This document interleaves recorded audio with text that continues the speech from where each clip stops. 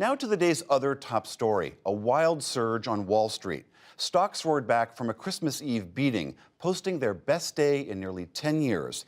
The Dow Jones Industrial average gained more than 1,000 points for the first time ever to close at 22,878.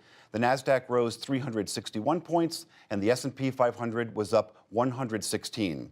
For some insight, I spoke with investment strategist Hugh Johnson a short time ago. Hugh Johnson, thank you very much for being here. I wonder if you could just start off by telling us what on earth is going on with this market.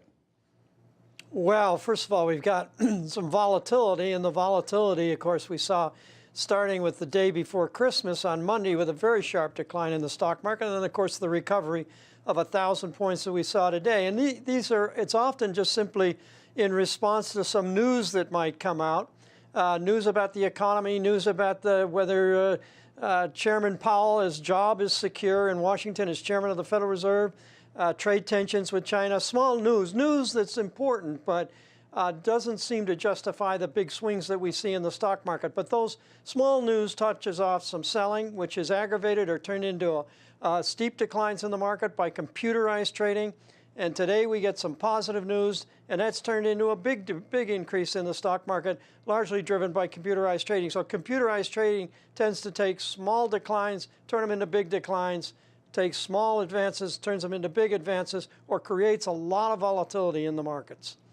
It seems like the things we were talking about earlier this week, last month, about what was driving the market down, the cooling global economy, trade wars, those things haven't really changed, have they?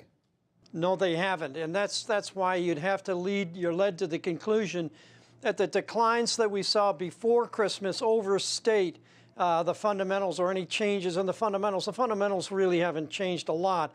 The outlook for the economy is the same. The outlook for earnings is the same. Trade tensions between the U.S. and China haven't changed much. And the same thing's true when we have the move to the upside as we saw today. Things have not changed.